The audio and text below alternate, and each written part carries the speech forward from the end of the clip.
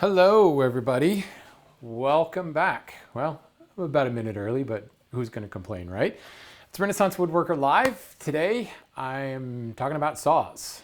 Several people have said, let's go on a tour of your saw nest and see kind of what it's all about.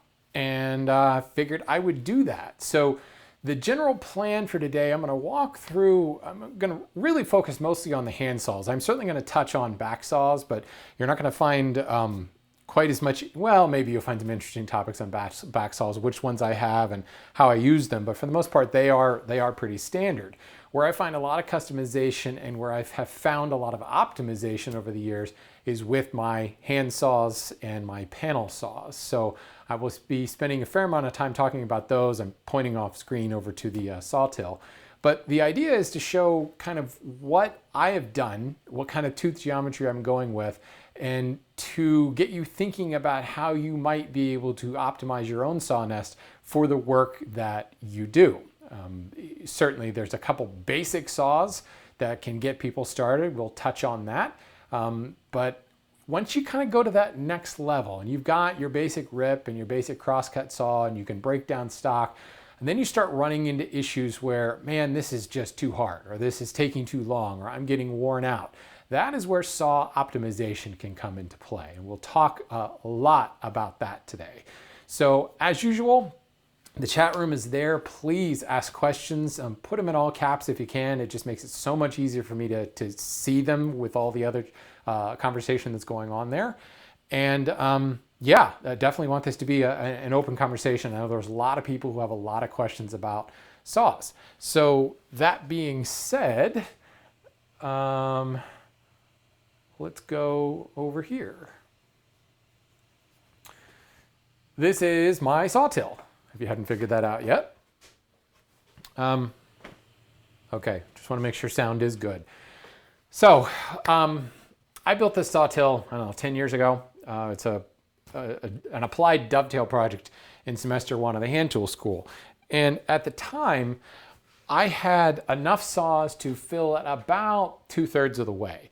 I made it a little bit bigger to allow for growth. And then over the years, I've thought, you know, should I have made it wider? Should I accommodate more? I never had any intention of putting back saws in here. I always knew that I would keep my hand saws and my back saws separate because the back saws, they get used over at the workbench. And these hand saws, while some of them, like my panel saws, do get used at the workbench, most of them get used on a saw bench, which I keep just behind me, just below the frame here. All of my sawing happens in this one long corridor of my shop. I've got basically open access from the back wall all the way to the garage door, so about 22 feet of space. So I can use my saw bench that I keep back here and my saw bench and do long rips. I can just move boards around, and this is kind of the designated sawing area of my shop. Moreover, there is a lumber crayon for marking roughs on stock, and there's a block of paraffin wax for waxing my saws while I'm using them. So it makes sense to have all of my hand saws right over here. This is just kind of a general operating rhythm workflow, if you will. But over the years, I started thinking, maybe I need to widen this up. And I suppose at some point, maybe I'll build a wider one, but it's kind of like the goldfish situation. You put a goldfish in a bigger bowl and the goldfish just gets bigger. I have really gotten the saw nest down to the point where I can't imagine what else I would add to it. Now, the first thing you may notice is there are two saws hanging out back here. There is a French cleat system here that it was designed to actually not put it flush against the wall. I always had in the back of my mind that I might like to maybe stick a turning saw or something back there. So keeping the French cleat just screwed onto the back so it separates the entire sawtill from the wall by the thickness of the French cleat. Well, what I've ended up doing is actually sticking several saws back here over time. And in truth, these guys are kind of, shall we say, experimental. These are saws that they're in decent shape, or some of them may need some rework on them, and I'm kind of keeping them for the future when I decide I've run across another situation where I need a better tooth geometry. So I'll kind of get to that in a second. You can see they're not exactly easy to access. But what I have in the front is what I use day in and day out in pretty much every project. There is, I want to say one, two, maybe two duplicate saws in here, and duplicate by tooth geometry. Everything else is unique from the next saw. And let me kind of walk through that first and foremost. I have my rip saws on the left, and they move to crosscut saws on the right. And then I've got my two panel saws. Now, let me, if I haven't beaten this dead horse, this is a handsaw. This is a panel saw. They are not all panel saws. Just because there's no back does not mean it's a panel saw. A panel saw is a shorter saw, was sometimes called a toolbox saw because it fits in a toolbox. Generally, you will find them anywhere from 18 to about 24 inches in length. Once you get above 24 inches in length, we're talking about a handsaw, not a panel saw, a handsaw. So I'm going to continue to use those terms throughout the rest of the session, but it's a very common misnomer. Everybody calls all saws without a back on them panel saws. It's not true. Panel saws are specifically designed for sawing, go figure, panels. And when I say panels, I'm talking about not rough sawn material. We're talking about material that has already been planed, that has already been surfaced. So this is the fact that you've planed away the rough sawn material, you have a thinner board. Moreover, you have a somewhat finish ready surface. You've planed that surface, so it's a clean surface.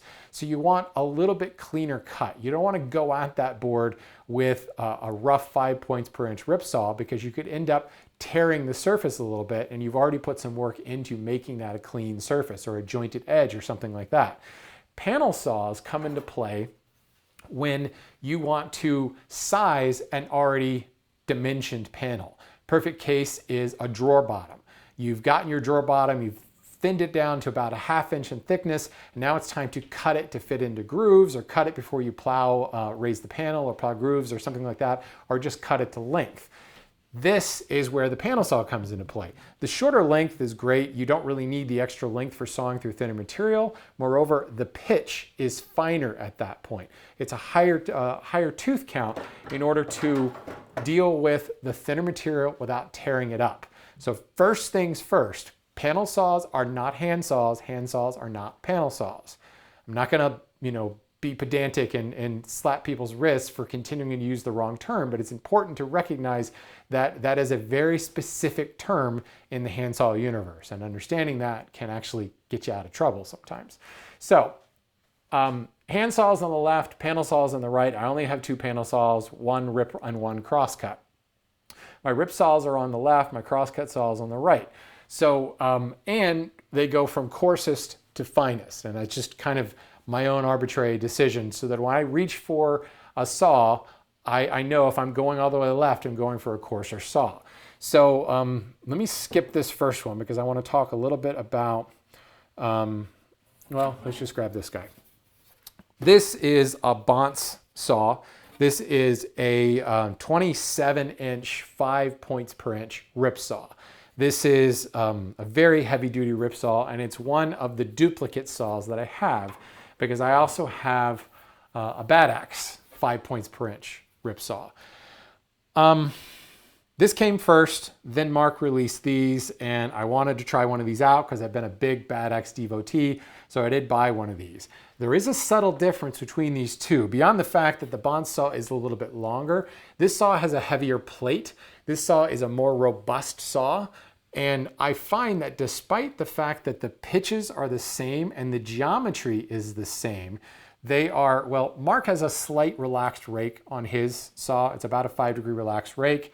Ron is about a 2-degree relaxed rake on here. So they're pretty similar. The difference is negligible enough, but I do find that this cuts much better through 8/4 stock than this guy does. This is a fantastic saw for 4/4, 5/4, even 6/4 thickness material.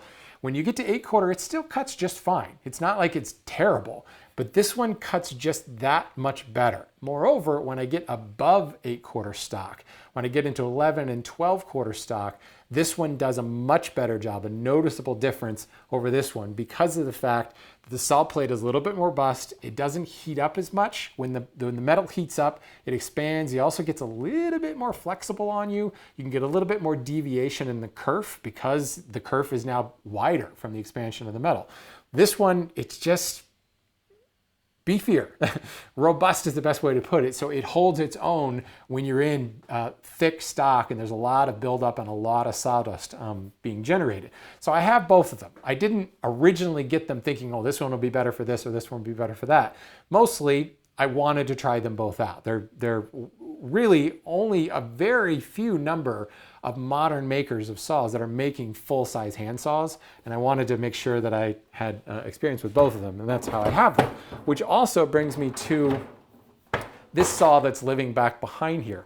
This was my 5 points per inch rip saw for many, many, many years. It's a a Diston D8. No, it's not. Yes, it is. It's a Diston D8 with a thumb hole. Great saw, but it always had a bit of a problem because it actually has a kink down near the toe. And as long as I didn't take a full stroke, it was okay. But every time I started getting in the habit, which is a good habit, of taking a full stroke, that kink at the bottom would cause all kinds of deviation and binding on me. And it's severe enough that I don't know that I can actually hammer that out without weakening the plate. So eventually one day what I'm going to probably end up doing is cutting that off. Now that is a 28-inch saw. So I can actually cut the tip off and still salvage a 26-inch saw, which is why it now lives behind my tool chest as possible research and development for the future. One of these days I'll do something with it. It's a fine saw otherwise, but that kink I don't believe is repairable. But that saw served me well for many, many years until, well, frankly, to be perfectly honest, Ron Bonts sent me this saw. I did buy the Bad Axe saw. So when Ron sent me the saw, it kind of replaced that and it now got moved into, you know, the minor leagues. It's not even the minor leagues. It's like AAA, I guess. Or maybe the Bat Boy in the back there. So these two saws now are my primary ripping tools. If I'm breaking down rough stock, that's what they're there for. Practically no rake. No fleam whatsoever. They are meant to be aggressive saws. They cut fast. They cut relatively clean as long as they're sharp. They cut perfectly clean, but they are going to leave a somewhat rougher cut than a finer pitched saw. Now, I said that the Bonds saw does a little bit better in 8/4 and better in 12/4. But it will still slow down in 12/4, and it's not really a matter of the saw. It's because 12/4 is hard to saw. It's 3 inches of hardwood that you're sawing through, and it can start to feel a lot like work. At the outset of this session, I said when you start to optimize your saw nest, it's when you start to find yourself working too hard. You find yourself doing something going, there's got to be a better way. That's when I, frankly, start going, where's my bandsaw? Did I sell my bandsaw? Damn, I sold my bandsaw. I've got to find a better way to do this. And that's where this guy comes into play. This is a 28-inch saw. It is a lovely, lovely beast of a saw because it is 4 points. I'm sorry, it's actually 3 points per inch, but it's a progressive pitch saw. It's 4 points per inch at the front, and it moves to 3.5 points per inch from about here back. It is a shoot. Now I can't remember the maker of it. It's one of these unlabeled ones. Nope. It's a Tyzac. It's a Tyzac saw. My mistake. I can't remember. It's a Tyzac saw. But it is a vintage, beautiful saw, incredible handle. The lamb's tongue is gorgeous. It's a pre-World War II saw. Thing of beauty. But it is particularly hard, and it's rip saw. It's particularly hard to find these guys below 5 points per inch. You know, 5 points per inch was pretty much the standard in rip saws. Once you started getting below 5 points per inch, you were getting into like lumberjack saws, and they had different tooth configurations. It wasn't this typical pattern. It was moving into Tuttle patterns and what you would think of as like two-man crosscut saws and such. You could certainly find them. It's just they were certainly harder to find. They're a little bit rarer. This guy, I ended up getting this from Niles Kreck over at Kennebec Saws, and I was specifically dealing with some 16-quarter cherry on a project, and I had a lot of long rips to make in 16-quarter cherry, and it just sucked. There's no other way to put it. Doing it with this saw, it was killing me. And I've often said that hand sawing really shouldn't be physically demanding work. When it becomes physically demanding, something's wrong. Something needs to be changed. The saw may need to be sharpened, your technique may need to be refined so you're not adding work by causing the saw to bind, or you may need to change the tooth geometry of the saw. And in this case, going to a coarser pitch saw was the solution. This sucker is a beast, but the coarser the tooth, the more it can create a less than pretty surface. It will tear things up, specifically on the back side of the cut. But when you're sawing 16-quarter material, it's in the rough. What's more important is getting through it accurately and quickly than a pretty backside of the cut. So this guy is great. Now, it's not that it destroys the backside of the cut. It's still pretty good because the saw is sharp. But this came to me with a little bit of rake. I refiled it to have 0 degrees of rake. This is as aggressive as it gets without going into a positive rake. And I don't have any positive rake saws, but for those who are interested, a positive rake can sometimes be a good idea when you're dealing with softwoods and a lot of green woods, where the material itself is softer. The greener it gets, if you're using hardwoods and they're green, it's going to be softer than a kiln-dried hardwood, right? We all know that. Softwoods are, for the most part, softer than hardwoods. Green softwoods are incredibly soft, and you can move that rake positive, angled forward, and it will cut more aggressively and faster. Now, you generally have to have a wider set to the whole thing. It's not something that you generally want to do in a wood shop environment. If you're outside dealing with a lot of green material, even then, I'm going to rive and use an axe, probably more than I would use a saw. And if I'm using a saw in a green woodworking environment, more often than not, it's a crosscut saw. I don't like ripping logs. Ripping logs just is not fun. I would rather split a log than do that, or take it to Matt Cremona's house and have him saw it for me. So this was as aggressive as I was going to get. 0 degrees of rake, progressive 4 down to 3.5 points per inch. And this is a specialty saw for when I pull out the thick material. I use this in 12-quarter, even though this guy does an okay job in 12-quarter. This guy kills it, destroys 12-quarter. It is so fast in 12-quarter. 16-quarter, fast as well. I honestly have not, that's not true. I did saw up a bowl blank one time that was about 25-quarter thickness, but it was a short enough cut that it really wasn't that big of a deal. It's rare that I'm running into material that's that much thicker than 16-quarter. It happens. That's what this saw is for. So there's the first kind of optimization. I have my 2 rip saws. They do a great job for me until I got into really thick material. And if you're not working ever with stuff that's thicker than 8-quarter, it's probably nothing that you're going to have to consider. So it's not one of those things where you're going to go, oh, I've got to have a 4 points per inch saw. But 10 years from now, you may run into a situation where you're doing more 18th century work. You're doing more cabriole leg work. This came out of a 16-quarter piece of mahogany. And you're going to suddenly realize, man, that is going to make things a heck of a lot easier. So you optimize your sawdust and you add that guy in. Do you want to check real quick for...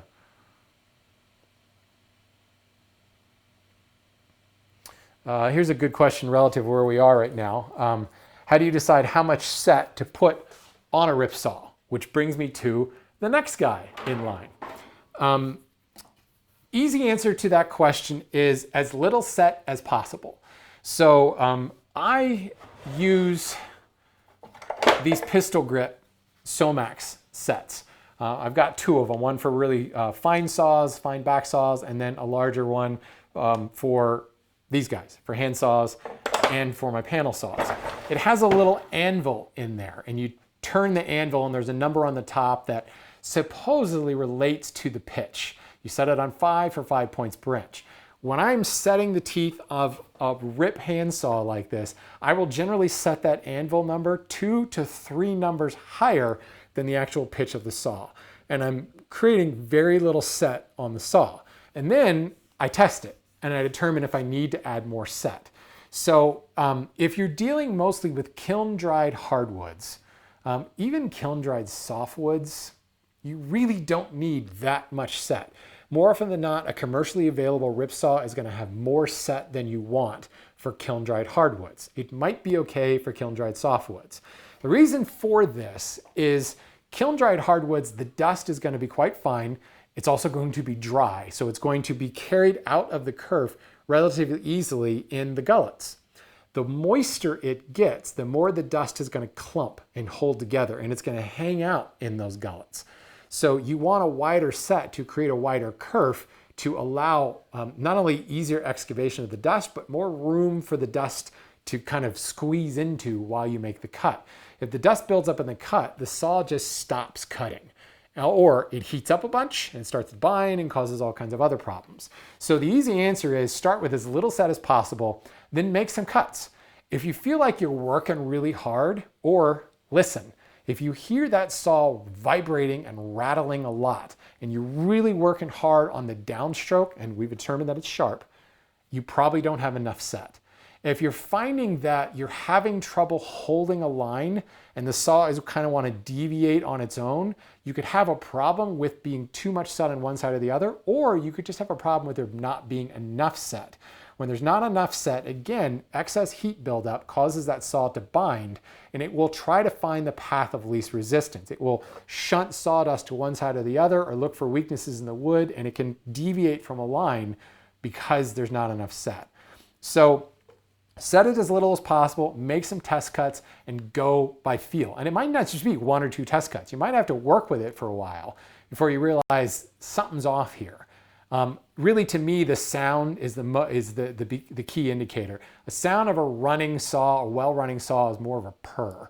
And when it starts to rattle and vibrate and even squeak, there's not enough set there. So then you grab your anvil, you decrease it by 1 number, and you set it again.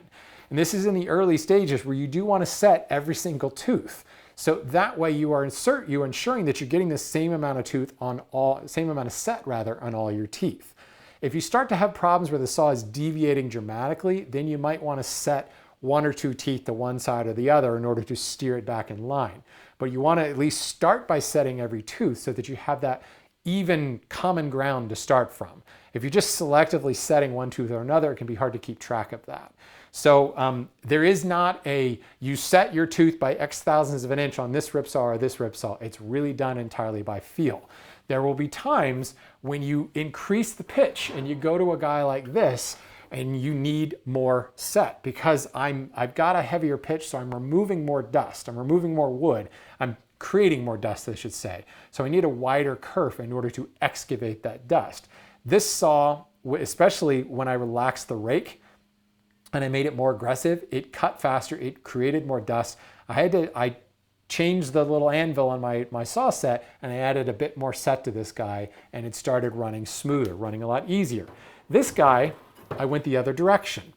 This is 3 to 4 points per inch, 5 points per inch. This is 6 points per inch. And it sounds like a very small difference. And I'm trying to remember, this is the Diston D8. It's specifically a 6 point per inch saw. It is stamped 6 by the Diston factory. I have reshaped these teeth, I think once since I bought it, probably 6 or 7 years ago. This saw is really good for that lumber. When you go to the lumber yard and they've already milled it for you, so you're being sold S2S material, but they've done a good job, and maybe there's some skip planing here and there. They've done a good job of trying not to remove as much material as possible. So it's 4/4 lumber and you're buying it and it's like 15/16 or maybe even a full inch, but it has been planed on both faces. This saw will actually cut 4/4 or 1 inch, actual 1 inch stock very efficiently. And certainly this guy will cut it faster because it's more aggressive, but this one leaves a cleaner cut. And I started finding, and this happens more and more lumber yards are selling rough material, which is actually S2S. And because that face is already somewhat clean, it's just that little bit less thickness and you want just that little bit cleaner cut resulting from it. This is a great solution for that. It also works pretty well when I get below an inch and I get down to 7/8 thickness. I built a blanket chest last year where the entire case was about 7/8, maybe a hair thicker than 7/8. Going to a finer rip saw, which I'll get to in a second, going to a finer rip saw was really, really slow there. Going to my aggressive 5 points per inch rip saw was cutting fast, but tearing up the surface a little bit too much. This was the perfect solution. So if you find yourself working in that space between 3/4 and 1 inch a lot, in other words, you're buying rough sawn, or you're buying rough sawn that's been planed, or you're planing rough sawn down to, maximum thickness, which generally falls around 7/8 or 15/16, a 6 points per inch saw can actually be a really good solution for you.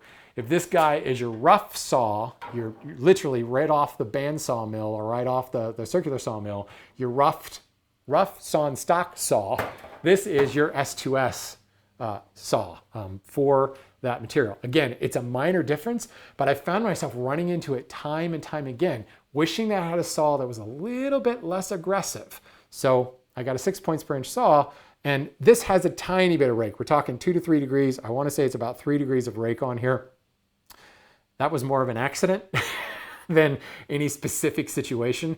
I find myself altering the pitch to do the job that I want more than playing with the geometry too much. There are reasons to play with the geometry, and that really falls in the crosscut world, and I'll kind of talk about that in a little bit.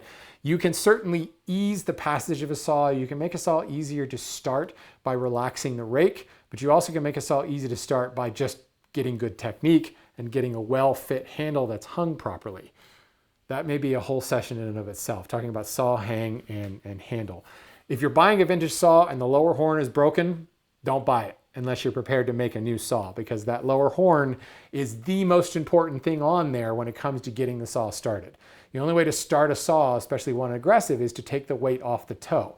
And to do that, I've got to feel that horn biting into my palm because I'm leveraging, I'm lifting the weight with that horn. If that horn is missing, you have no way to do that, and it really becomes difficult. So this saw, I wanted that finer cut, but when I sharpened it, it was still kind of leaving me a wide curve, kind of giving me a drunken curve. It didn't feel as precise as I wanted it to be. I was looking for more finesse from this saw. So I ended up actually stoning the saw, removing the set quite a bit actually. And then I came back, used it, and found out it was not enough set at that point. So then I reset it again. This one though was set, I want to say, I don't recall offhand, but if I generally go 2 to 3 numbers higher on the little anvil in my saw set, this went up 5 more. It was even more than that. So to create an even finer set. So here's another example where as I was working with it, it still didn't feel right. It still wasn't giving me the results I wanted. There was a little too much tear out on the back. The kerf was a little drunken for the precision of the line that I was trying to follow. Look at it this way. When you're marking rough sawn stock, you're using a crayon or chalk. When you're marking surface stock, I can use a pencil. So the thickness of the line of the pencil and the crayon is dramatically different. So if you're trying to follow a crayon, you can have a wide curve. If you're following a pencil line, you want a finer curve. So that changes the answer to how much set do I put on the saw. It was more of a feel at that point, and I just reduced the saw set by a whole bunch, too much. I ended up having to go back and add more. So it's a bit of a trial error in order to get that exact feeling or result that you're looking for. So this is that 6 points per inch S2S saw, rip saw. Question break, because I saw a bunch in there. 2 questions. How many saws do I need for a hand tool in the shop? And to set up for 4/4, 8/4, and 12/4. Okay. How many saws do you need for hand tool shop? This question comes up a lot. Cyclists will be familiar with this. The answer is N plus 1. You always need one more saw. Always need one more saw. You always need one more bike. You know, I've got a road bike, I've got a mountain bike, I've got a fat bike, and I've got a time trial bike. But I don't have a triathlon bike. So I got triathlons this year. I got to buy a triathlon bike, right? You can do that, and you can keep adding saws and adding saws. To get started, if you were doing all of your work by hand, you did say hand tool only shop. You want a 5 points per inch rip saw, and you want an 8 points per inch crosscut saw. That's it. That's all you need. Then we'll talk back saws. Really, rip saw, crosscut saw, and a carcass saw. You're good to go for a long, long, long time. 3 saws, that will do it. You will want more saws as time goes on, just like I'm talking about here. As needs arise, you will discover needs for more saws. The same thing will happen with back saws, which I should probably speed up and get to in just a second. So I kind of just addressed the whole 4/4, 8/4, and 12/4. The 5 points per inch saw will handle everything. That rip saw will handle 4/4, 8/4, 12/4. It will start to be slow in 12/4. But how often do you work with 12/4? So stick with 5 points per inch and you'll be just fine. If you find yourself working with a lot of 12/4 and you can find a saw that's more aggressive than 5 points per inch, that could be a good solution. But I used a 5 points per inch saw for more than 10 years before I invested in something that was coarser than that. And honestly, it probably took 2 years to find one that was coarser than a 5 points per inch saw. So just those 2 hand saws will set you up. Next on the line is another rip saw, but this is now 8 points per inch. And this is like my rip panel saw over here. Move this guy out of the way for now. See, I do actually have 1 saw too many in this till right now. This is like my rip panel saw in that it is used very much the same way. If I have already planed, milled, surfaced on 2 faces stock that is thinner than 3/4 of an inch, this is the saw for that. This saw does the same thing. This is actually a 12 points per inch panel saw. It's 21 change long. It used to be 22 inches long, I think. Spears & Jackson, absolutely just gorgeous gem of a saw. I love this guy.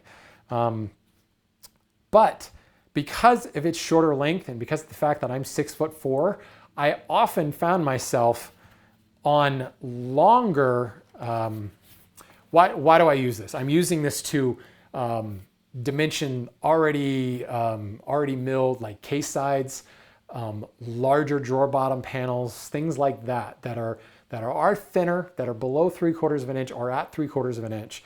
And this saw, this is particularly good at 12 points per inch for doing stuff that's really thin. Drawer bottoms, 1/4 inch thick, 3/8 inch thick, ripping drawer sides that are 1/2 inch and under thick. This is great for that. This will do the same job. It's a little bit coarser, so it doesn't leave quite as clean a cut. But because it's a 26 inch saw, it does cut faster when you are tall like me and you've got a long arm stroke. This guy, when I was making longer rip cuts, finer, more precise rip cuts, but longer, just physical 36 inch long or something like that rip cuts, I found myself constantly like settling into that nice long saw stroke where you kind of fall into that rhythm and you're taking full lengths of the saw. And that's a good thing, but I kept pulling the toe out and it would pop out and I would push down and it would bind on me and it would just be a mess. Several times I'd actually split the rip off because as they pulled the saw out, the toe would leave and it tweaked it and it popped the rip section off. So I looked for a typical Diston D8 26 inch saw and I actually retoothed this whole sucker. So you'll notice it was actually in really good shape when I got it, but it is pretty thin comparatively. Some of these are old, but it's pretty thin down here at the toe. It's because I actually jointed it flat and removed, probably close to 1/2 inch of, maybe not 1/2 inch, but I removed, we'll say 1/4 inch of steel, thinning it out down here, and then I retoothed the whole thing, which frankly sucks. It's doable with a file, but it sucks. I wish I knew somebody that had a Foley toother or something like that. But then I cut it in at 8 points per inch. I decided on 8 because I already had one that was at 12 and I had one that was at 6, and I thought, let's not get too crazy and go to a 10 points per inch saw. Let's go right at 8. And if nothing else, if I don't like it, I can refile it as a crosscut, and I now have an 8 points per inch crosscut saw. 8 points per inch worked out perfect. It's a really precise saw. It will hug a line. It has nearly no set, practically no set at all in the thing. Slightly more set than a dovetail saw, put it that way. Tracks a line beautifully. It leaves an incredibly clean surface on material that is under 3/4 of an inch thick. This cuts 1/4 inch thick material pretty well as well, but the 12 points per inch panel saw does a little better job of that. And generally when I've got something that's only 1/4 inch thick, the saw is cutting so fast anyway that I don't really get into that rhythm where I'm taking those full strokes and I'm pulling the toe out. So this was a specific issue where I'm just too tall for that 22-inch saw, and I continually was screwing it up. I generally do these saw cuts at the Rubo workbench in an upright position rather than down on a saw bench. So you can get into that stroke, and as I pull them up to head height, this saw would very easily pull out there, and it's just a really good solution when you've got a longer saw stroke. Which brings me to the end of my rip saws. We've talked about the rip panel saw and why that's really beneficial. I was given an old saw for Christmas. How do I know if it's worth sharpening or learning to sharpen? Well, if it's an old saw, it's always worth learning to sharpen on it, because if it's just not worthy, at least you can screw it up. What I want to look for is a straight saw plate. First and foremost, I personally like to look for a nice handle, but again, we're woodworkers. You can make a new handle if necessary, but if the handle's broken and stuff, if there's other saws to look at, I will tend to walk away from the broken handle. If there's no other alternative, or there's something that speaks to you about that saw, really look at the saw plate. You pick up the saw and you sight down it, and ideally you want it to be straight as an arrow. If it has a bend to it, and just one bend, if it has an S curve, I would probably walk away from that. Again, we're talking about hand saws here, not back saws. Totally other issue. If it has a bend to it, it's just kind of a gentle bend, that's okay. That will probably straighten itself out as you're using it. If it has a sharp bend, otherwise known as a kink, that's a very bad thing, and I'm going to walk away from that. You can hammer those out, but that requires a lot of finesse and steel smithing that the average woodworker does not have. I don't have that. I know people who do it and can do a good job, but even they will tell you that it will weaken the steel, and there's every chance that you're going to put that kink right back into it again. So if that saw plate has a kink in it, I don't know that I would want to use that for putting it into service. You're going to find that that kink is going to cause a lot of problems, as I discovered on this thumb hole saw over here. It can really throw off the cut, and that kink tends to get worse and worse and worse. Every time it hits wood, it jams on you, and it gets a little bit worse, to the point where the toe of that saw actually points off at like a 5-degree angle. It's really annoying. But you can still learn to sharpen. If the kink's down at the toe, you can chop that off and just have a shorter saw.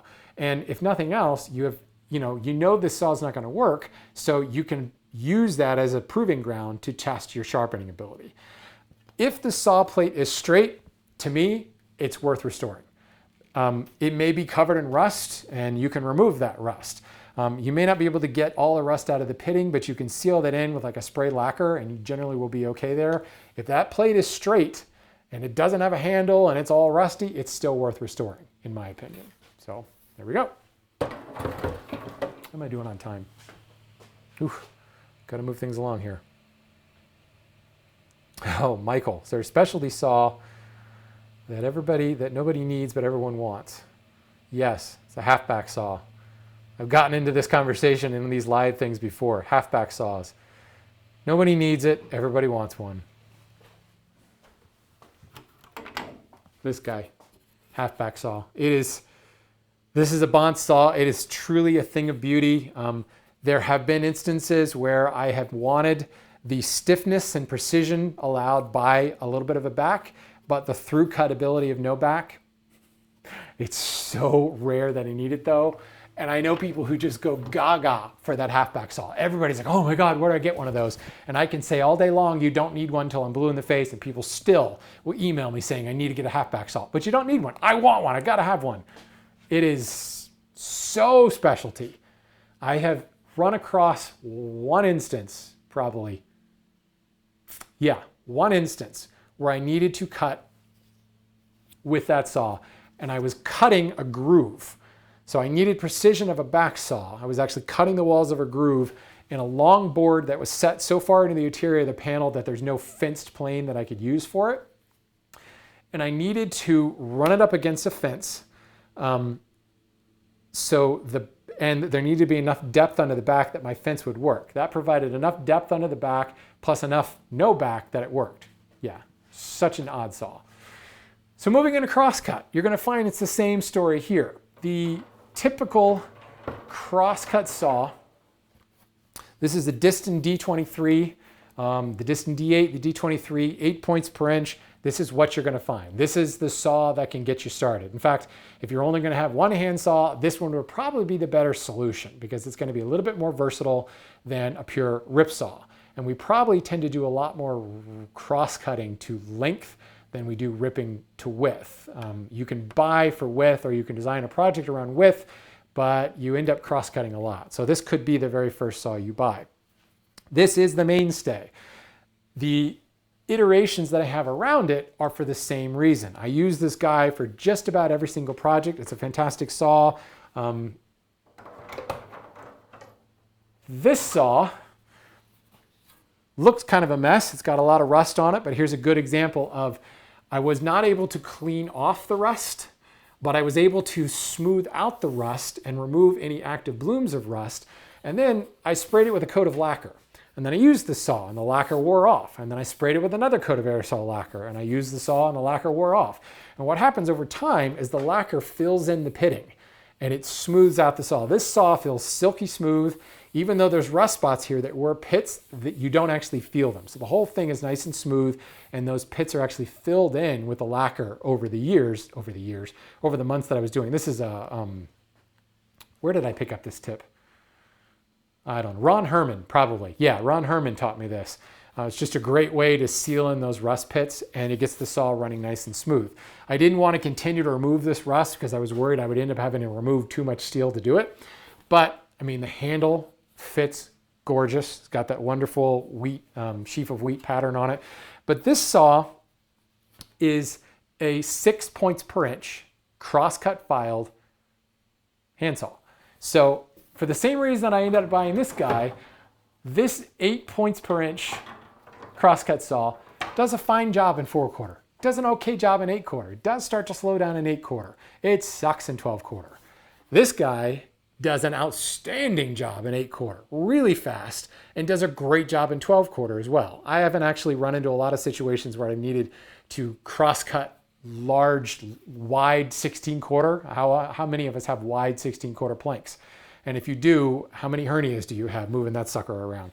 So generally when you get into the thicker stock and you're cross-cutting, it tends to be, posts like bed frames and things you're cutting out. So even though it may be slow, it's a short enough cut that you don't really run into a situation where you think, I've got to have a coarser pitch saw. This guy though saves your butt in 8/4. If you are cross-cutting 12-inch, 15-inch wide 8/4 slabs, 20-inch wide 8/4 slabs, this is a good saw for that. Really speeds things up. This saw is one of the other duplicates I have. It is an 8 points per inch crosscut saw, but unlike this guy, which I like this saw, I've used this for 10 years, but you can see it's got kind of a boxy handle on it. This is a post-World War II saw. It's fine. The handle's a little sloppy fit. This is a pre-World War II saw. Amazing difference. You can see how nice and round it is, the great carved details, and it fits absolutely like a glove. This saw is a little bit longer. It's 27 inches long. Frankly, I bought this from Mark Harrell back when he was still Techno Primitives, before Bad Axe was Bad Axe. It was called Techno Primitives LLC. This was just too pretty to pass up. It's just a gorgeous, gorgeous saw. I already had a crosscut saw at the time, and I thought, you know what?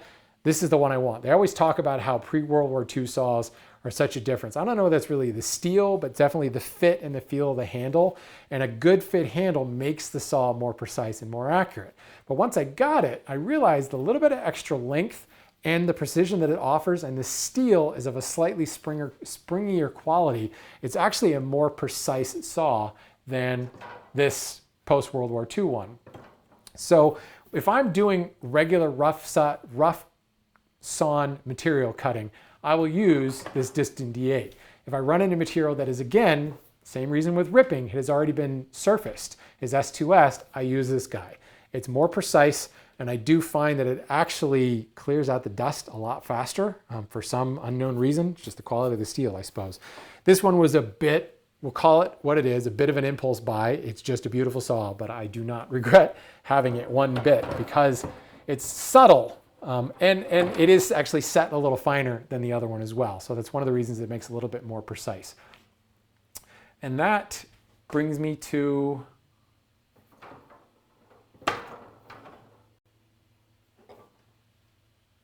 okay.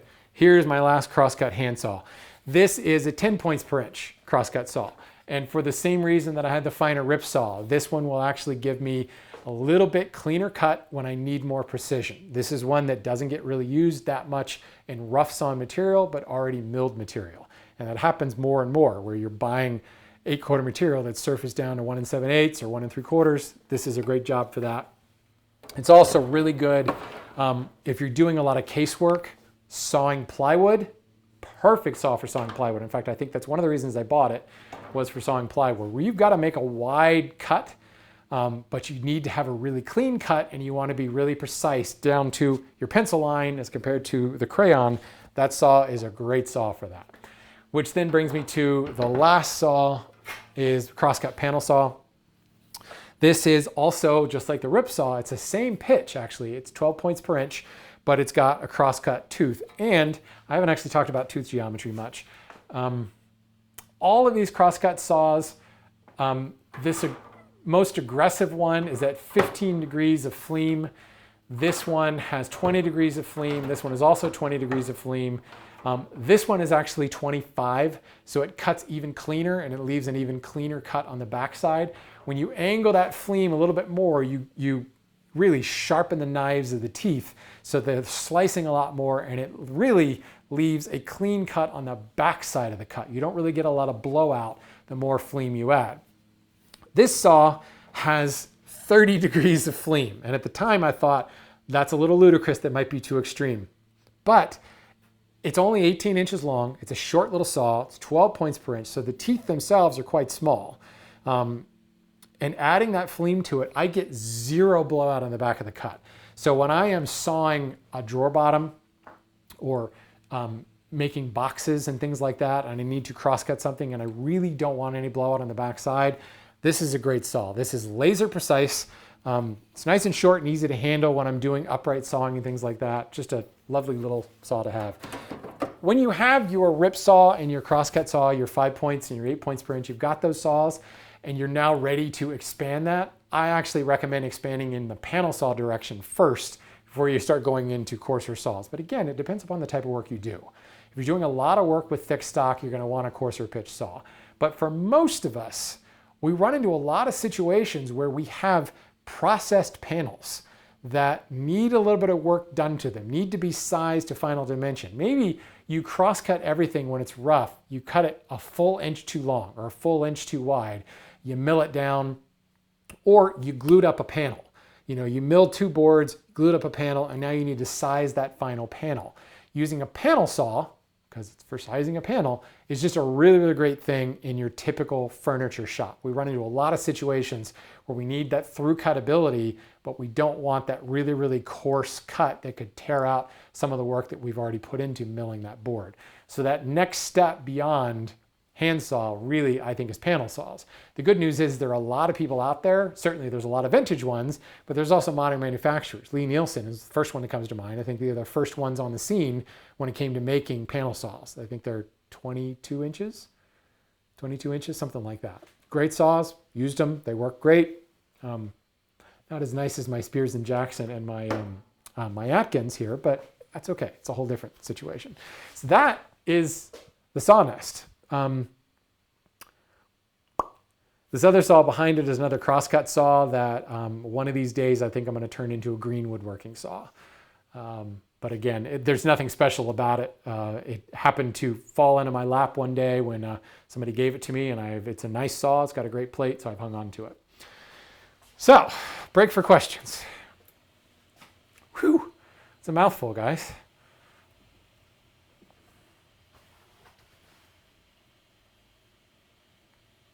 Specialty saw nobody likes. I love that. Scrolling down here.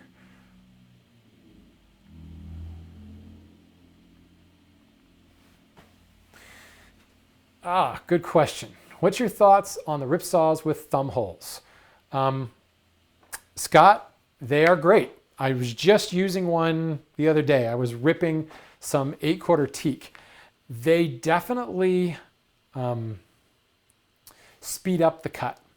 But by engaging the thumb, for anybody that does not know what we're talking about, I put a thumb hole in my bad axe saw when I ordered it. This is, you're sawing like this, but now with the thumb hole, I can reach across and put my thumb through it, and I can do a two-handed operation. The problem with that, though, is it subtly shifts your body mechanics, and it turns your shoulders in a way that you will almost for certain get an out-of-plumb cut. You also tend to find, especially on a coarser saw like this, that the saw may start to deviate from your line. Generally, it will start to come towards the arm that is the thumb is engaged. In my case, I'm sawing with my left hand. I reach across with my right hand, and inevitably that saw starts to creep off towards the right, because what I've done is actually rotated my shoulders and it's pulled the saw in a little bit, and that causes that slight deviation. You can compensate for that. You have to be aware that it's happening. So they are great, especially when you start tilting the saw up beyond 60 degrees. 60 degrees is kind of the optimal angle for most rip saws, but they also work quite nicely at 80 and 90 degrees. When you tip it over into 80 and 90, that thumb hole really gives you a little bit extra leverage. It also can be a way to take some of the stress off your primary arm if it starts to get tired. Just be aware that engaging your thumb does change your body position, which will change how the saw is cutting. And you have to, in my case, what I do is kind of kick my elbow out a little bit. I'm exaggerating here, but if I've reached across and the saw has now kind of turned so that it's cutting back towards me, I kick my elbow out just a little bit, and that corrects that and it fixes the saw. What I find is that my shoulder then actually starts to feel a little bit tired because it's used to working. It's actually used to not working, because as I'm sawing close to my body, it's my lats and not my delts that are doing the work. When you kick the elbow out, you engage more of your deltoids in the shoulder. So you do find that your shoulder's working a little bit harder, but it does keep your saw on line. And since your shoulder's working harder, it's okay because it's offset by the fact that you've now engaged another arm, which across your body, you've got a lot of leverage. It can be very effective. I like them, just don't get lazy. You'll find that if you're not paying attention, the minute you stick the thumb in the hole, the saw starts to get a little wonky, and it definitely turns it off plumb, so it's no longer cutting in that straight vertical.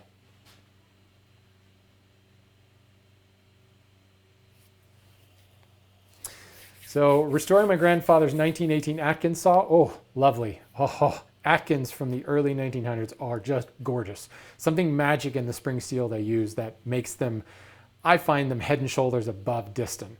Is it bad to polish the plate? No, it's not bad to polish the plate. I mean, the problem could be if you polish it to the point where maybe you remove the etching and kind of some of the beauty that was applied to it. But no, I don't. When it was sold, it was polished and shiny. The more polished it is, the more it's going to glide through the work. The more sawdust, I would say, the less polished it is, the more places for the sawdust to grab, which will create more friction, which will cause all kinds of problems. So no, I don't think there's really any issue there. The thing you have to worry about, I guess, from a collectability standpoint is if you polish it to the point where you remove the etching.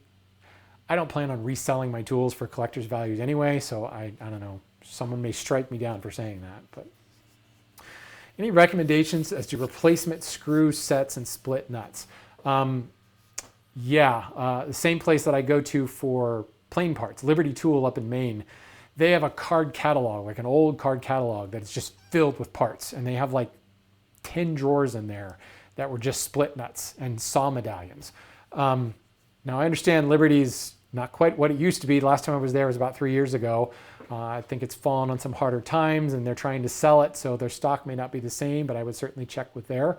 And then go to your typical tool dealers. Talk to Pete over at Superior Tools. Talk to Josh Clark at Hyperkitten. Talk to Jim Bodie at Jim Bodie Tools, and just find out. They may not have them for you, but they could certainly point you in the direction from them. The other thing I would do is talk to Niles up at Kennebec Saws, because Niles restores saws and he has a little collection as well. He may have something in his collection. If not, he may certainly be able to point you to someone that would have them have vintage screw sets and things like that. So it is 5:50. Do I want to jump into back saws, or should I save that for another topic? Because well, what other questions do we have? It may be worthwhile to look at back saws another time. I can tell you, getting started with the back saw, get yourself a carcass saw, and you're good to go. I've got a video on this channel that talks about your first saw should be a carcass saw, and there's a lot of reasons for that. Your first saw should not be a dovetail saw. It's just not. It's such a specialty saw. It's like making your first saw that 3 points per inch rip saw. It's just not a good idea. But everybody buys a dovetail saw first because everybody gets into hand tools because they want to hand cut dovetails. I don't agree with it. Maybe I'm wrong. For me, I just don't think, I think a dovetail saw is far too limiting. You're going to use a carcass saw for everything else. But I didn't really talk too much about the geometry of my hand saws because pitch is really where it's at. You know, if you're flat, the song sounds terrible. You got to get the pitch right. You can alter the rhythm, you can alter the timbre, and still's a song, right? I just find that pitch is a more direct way of getting a more direct means to an end than subtly changing around the rake, the fleam, and even the set. There will be times when you start getting to heavy optimization where, like I showed with that 6 points per inch rip saw, altering the set changed the feel for the better. But yeah, it's not really, it's more about the pitch, I think. If you are trying to solve a very specific solution, however, think about other elements of tooth geometry besides pitch. If you really need a saw that leaves a clean cut on the backside of the cut, you need to alter the fleam. That's what's going to do it for you. You could certainly reduce or increase the pitch, make the saw finer, more teeth, and it will reduce the blowout on the backside, but it's going to dramatically slow the saw down. So if you're still trying to get a clean cut in thicker stock, making a finer pitch saw is not really the solution there, but increasing the amount of fleam can give you a better cut on the backside. So there's little things, and understanding that continuum of more fleam means this, less fleam means this, more rake, less rake, etc., really will help you understand that. If you have a lot of green wood and you're trying to excavate sawdust, maybe consider sloping gullets. That's black magic right there. Good question. If you are off the line, what's the best way to get back on the line? So let's actually do some woodworking. I spend a lot of time talking. Let's do some woodworking. So how do I get back on the line? Easiest way,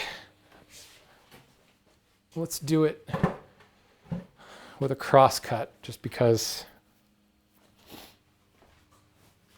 I think I've got some material I can use more readily. Yeah, let's use this guy.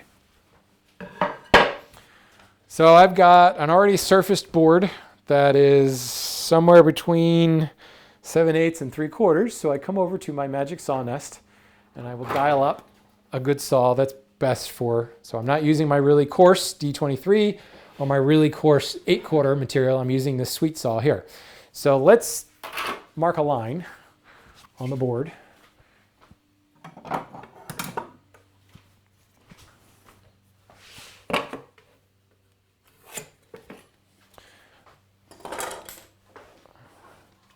And get a little closer to that. So what I'm going to do is start cutting here. Now I'm going to tweak my hand. You see I'm actually bending the saw out. Bad, don't do that. But the result is this. I've deviated from my line. I'm off my line by about 1/16 of an inch. So now I've got to fix that. Well, the good news is I deviated off my line into the waist. If this is the waist side of the cut, that's great. If you deviate into the keep side, kind of sucks. And really you need to salvage the cut as best you can. So what you're going to do, this is actually a little bit easier up on the workbench. I'm going to drop the cut back and really drop the handle down, lay the saw down. Instead of presenting at a 45-degree angle, I'm going to now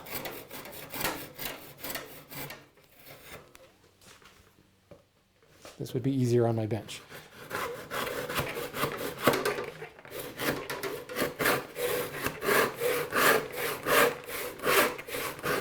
There we go. So now I have laid the cut, dropped the saw down, and essentially you can steer it back. You can actually bend the saw a little bit, but you're also laying it down and just altering the angle. You're engaging more teeth. As I'm up at an angle in the optimal cutting, the saw is going to cut a little bit faster, but it's also engaging very few teeth. The more I lay it down, the more teeth I engage, the more you can kind of steer things back in line. And you are actually kind of bending the saw back to your line. So now, if I look at that curve, you can see it deviates and then it actually bends back. There's that bow in the cut. So now I'm back on my line. I'm pretty close to on my line. And I can finish the cut. Now, I immediately am feeling a little bit of binding here because I've actually bent around the corner. A little bit of wax will help with that. That's why I always keep that block of wax right next to my saw bench.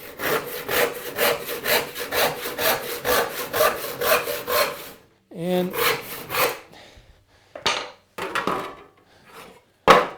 back on the line. So we started the cut. I don't know if I can pull that out.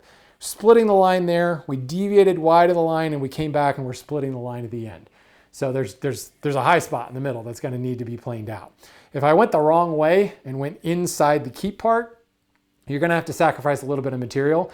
The best thing you can do is, again, bend it back the other way, dropping the saw down and bending it back the other way so that you're coming back to the line, and then you're going to have to come in and remove the high spots on either end. You're going to sacrifice a bit of length to the material. But here's the other reason why having a wider array of saws can be really beneficial. That saw created a pretty clean cut. In that particular instance where this would be a perfect example where I'm actually sawing, sizing maybe a drawer side to length or something, or even a shelf in a small cabinet. If I was using a more aggressive saw and I deviated from that cut, it's okay because you should be sawing away from your final line anyway, because that aggressive saw is going to leave a wider curve. It's going to tear up the wood a little bit more. It's going to require more hand planing in order to clean that up and get it finished ready. So you're going to naturally stay a little bit away from your line. If I need a finished 15 inches, I'm probably going to saw it at 15 1/4 or 15 1/8 and plane it down to the finished 15th. Or I'm going to go to a finer saw like a panel saw and I'm going to saw away that last 1/2 inch or something like that. Because the more aggressive the saw is, the more hard it can be to control sometimes. So that's the one thing. If you're working with a rough saw and you're getting deviation from your line, put it in context. Do you care? You know, if you do care because you're right on your line and you're splitting your line, you might want to rethink where you put the line. If you're working with a rough saw and you are expecting to get, you know, accuracy down to the 32nd of an inch, you might be fooling yourself. You may want to be laying it out differently so you're sawing and doing that gross work, that coarse work, and then refining it. If you don't have a bunch of other saws, you can use other tools like chisels and planes in order to refine it right back to the line. It's that continuum of coarse, medium, and fine, using a variety of tools in order to get the result you're looking for. There are sawyers who can split a line with a 5 points per inch saw, a couple of passes with a plane, and they're good to go. But those are few and far between. So yes, that's the way to correct it if you're deviating a line. Same way if you're making a rip cut. I actually find rips to be easier to fix just because of the way the teeth are oriented more like chisels rather than knives. They tend to stick in the wood a lot easier, and you can deviate, you can kind of bend that saw back around the curve and it immediately corrects very quickly. Timothy asks a very generic question. What about Japanese saws? What about Japanese saws, Timothy? I have one. Here it is. This is my flush cut saw. I've used them. They're just not in my idiom, if you will. I have no problems with them. They work great. They cut on the pull stroke. They have a totally different tooth geometry. In many instances, they rely upon a positive rake. Very different looking tooth, much, much thinner plate. They are obviously legit. You know, I mean, the quality of Japanese carpentry tells you that they're legit. To me, I don't see Japanese saws and Western saws as being this performs better than this. I just find them as two different camps. What I do find is that you can make Western saws and Eastern saws play together in the same shop, but more often than not, you tend to be all Japanese saws or all Western saws. They just, the way they size, the way, you know, ryobas and things like that, the way pitch is measured, all that stuff is so dramatically different than Western saws, but really the physics is the same. You know, a rip Japanese saw is still a series of chisels. A crosscut Japanese saw is still a series of knives, just as a Western saw. So putting a whole lot of emphasis on the differences between them, I think is a bit of a fool's errand. I find that it's more of a philosophical approach than anything else. That's dramatic oversimplification and people are going to railroad me for that. But I've used them enough, one of each. I like Western saws. That's the way I've landed. It's not a matter of Eastern saws don't do this, and that's why I use Western saws. I just don't find that the difference is so dramatic. There's a lot of people who, from a body mechanics perspective, much prefer Eastern saws, and there is some merit to that. And I think people that tend to be shorter can have a lot of reasons to say that. Somebody like me, 6'4", no. So anyway, it's a whole other subtle thing. If I did a lot of work with Japanese saws, I would probably have more to say on it, but I don't. So that's a question for somebody like Wilbur Pan or Jay Van Arsdale. They could tell me a lot more there. What pitch and what pitches work best for what thickness? That's not an easy question to answer. What memory supplements are you taking? None at all. I'm trying to forget as much as I can, Sean.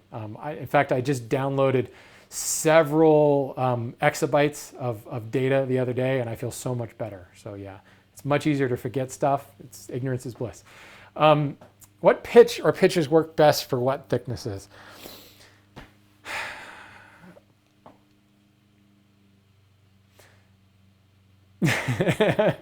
The minute I come up with a number, I think, well, but I would say 4/4 material for a rip cut works best from 5 to 8 points per inch. And at those extremes, you're going to have side effects. You know, no, I should change that and say 4 to 8 points per inch for rip and 4/4 material. When you get to 8/4 material, 5 points per inch is fine. 6 points per inch is really slowing things down. I would say, yeah, I mean, you could pull it off at 6 points per inch, but 5 to 4 is a sweet spot, which is why you find that most of those saws, most of those rip saws land at 5 points per inch. Getting below that, getting below the thickness of 3/4, it's less about the number of teeth you throw at it and more about what are you trying to do? Generally, it's a precision thing. You want to not only hug a line, but you want to split a line. And that line is getting thinner and thinner, right? From crayon to pencil to mechanical pencil to knife. And that becomes a pitch game to some respect where, you know, going down to a 18 points per inch dovetail saw is going to allow you to split a knife line a lot better than a 10 points per inch tenon saw. Maybe. And I would really question that. Really, the advantage of an 18 points per inch dovetail saw is skinny little pins when you have very little material in there, but it's still about sawing to the right side, the correct side, I should say, of the line. So with crosscut, so yeah, let's just say 4 to 8 for, see, I don't even like 8 points per inch for 4/4. That would be pretty slow. 4 to 7 points per inch for crosscut. You know, with the extremes being 4 is going to leave you a really rough cut. 7 is going to give you a nice clean cut, but it's going to take you probably half again as long to rip that board as a 5 points per inch. So the real question is, do I care? A lot of the optimizations that you've seen today are custom optimizations that I have made. It is very difficult to find rip saws, hand saws, in a configuration different than 5 points per inch, or 5.5 points per inch is what Diston tend to do. Occasionally you will find a 6 or a 7 points per inch, but 9 times out of 10, it's probably because that was customized by the carpenter or the cabinet maker. So do you care? Because can you even find it? So really what you're looking at is a 5 points per inch ripsaw, because that's mostly what you're gonna find. 99% of the time on the market, you're gonna find a 5 points per inch ripsaw. If you're customizing them, like say you're buying a bad axe saw, Mark offers a range of customization. And if you come in and say, okay, Mark, and you're playing with little drop-down boxes on a website, you dial up a 7 points per inch ripsaw, if that's even an option for him, he's probably gonna email you and say, are you sure about that? Because really 5 points per inch is probably the way you wanna go. What are you gonna do with this saw? So yeah, again, the minute I start saying it's this number to this number, I come up with 20 exceptions to why that won't really fly. So 5 points per inch, that's the target you wanna hit. And the further you deviate away from that target, the more side effects, negative side effects you might be having from that. Crosscut, 8 points per inch is the number. And that, for the most part, is 4/4 thickness. 4/4 and 8/4. Once you get above 8/4, then you want to start changing that number. You want to start decreasing the pitch in order to make things go a little bit faster. Because at that point, it becomes the more advantageous attribute is speed, getting through that cut quickly. There will be times when you're creating a precise cut in something thicker. That's a very specific situation. I advise a scrub plane or a jack plane for that. So yeah, it's one of those things where I think you have to, you can get mad scientisty and you can start changing the pitch and everything, and I've done that, but you got to really have a distinct reason for doing it, because and there's a reason why you're not finding it on the open market all that much, because it just wasn't done. It really wasn't, there wasn't a need for it. And when it was done by that sawyer for a very specific reason. My D23 is 8 points per inch.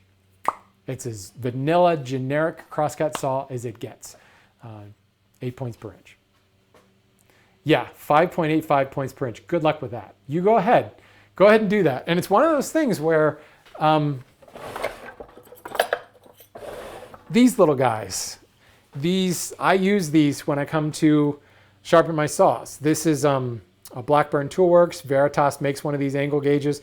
These things are fantastic. For somebody like me that doesn't sharpen saws every day, I sharpen saws once every couple of months, 6 months. Some of my saws, I got enough saws that sometimes I don't sharpen them for a whole year.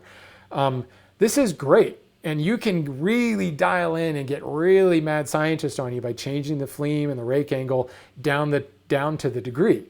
And then you have to start questioning, how necessary was that? Which is why I tend to lean on pitch more than I worry about rake and fleam angle. So what I would recommend when you're talking about the ranges to go for, start with that 5 points rip, start with that 8 points crosscut. And like I said at the outset of this, the minute you start finding, man, this is hard work, start thinking about changing the pitch. But think about, is this hard work just on this one particular board and this is never going to come up again? Or I'm doing an awful lot of this hard work. Now it's time to think about another saw. And you decrease or increase the pitch in order to go with whatever need you're shooting for. So yeah, I had the Veritas version of this as well. Great, works fine, works just as well as this. I do like the little bubble level on top of this, but I didn't need two of them, so I ended up giving away the Veritas one.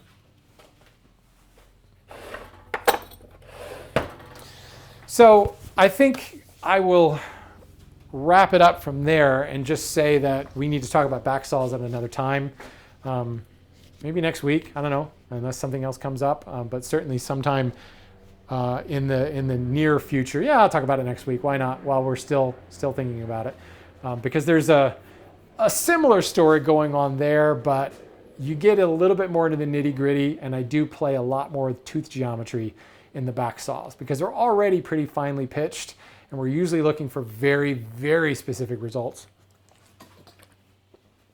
And I can say with back saws that I've only just begun to weird out on back saws. Like, I've really gotten my handsaw nest optimized the way I want it, and it's pretty specific, and I don't really anticipate it changing very much because it's taken me a while to get there. I've got a lot more jiggering to do with back saws to really get specific. And there's a lot of other elements to play with there as well. So yeah, we'll talk about that next time. This will be fun. What kind of finish would you put on a workbench that sits out in the desert? Nothing. Zilch. Don't put anything on it. Maybe an oil, but it has to be an oil, not an oil varnish blend. The best thing you can do is cover it. Build a cover for it. But in the desert, if you're using any kind of film finish, it's going to crack and it's going to flake away on you. In oil, it'll soak into the wood and it'll be okay. Boiled linseed oil is a good solution there. But the finish that lives on this bench is the finish that I've spilled on that bench over the last 10 years. I'm not really a finish on a workbench type of person. I suppose if it was in the desert and you were worried about things drying out, maybe adding an oil to it, but you're gonna have to reapply that probably every 6 months or so. And it really should just be a pure oil. None of this varnish mumbo jumbo crap. Grab yourself some boiled linseed oil and go with that. I will discuss flesh detection on my back saws. That's one of the things that I'm starting to add on all my back saws is flesh detection technology. It's very important. So the last thing I'll say, and this is on the urging of a couple of you, well, 10 or 20 of you, I have a Patreon for this now. I'm committing to doing this. I originally started this as kind of a quarantined coronavirus, let's get these things started up again, but they're so much fun. I really enjoy these conversations, so I want to keep it going. And, you know, call me crazy, call me Machiavellian. I want to see if maybe I can raise some cash in the process and make it a little bit more of a priority to keep it going. So if you are interested in supporting this show, there is a Patreon campaign, patreon.com/Renaissance Woodworker. And that is primarily for these Renaissance Woodworker live broadcasts, but it doesn't mean I'm not going to be doing, you know, recorded videos as well. So if you want to support the show, great. If not, I'm going to keep doing them. I'll do them for free, but I'd love it if you can show a little bit of support. There's also some other little benefits thrown in there. So check it out, and I'll see you guys next week where we can talk about back saws. Hooray, back saws. Bye, everybody.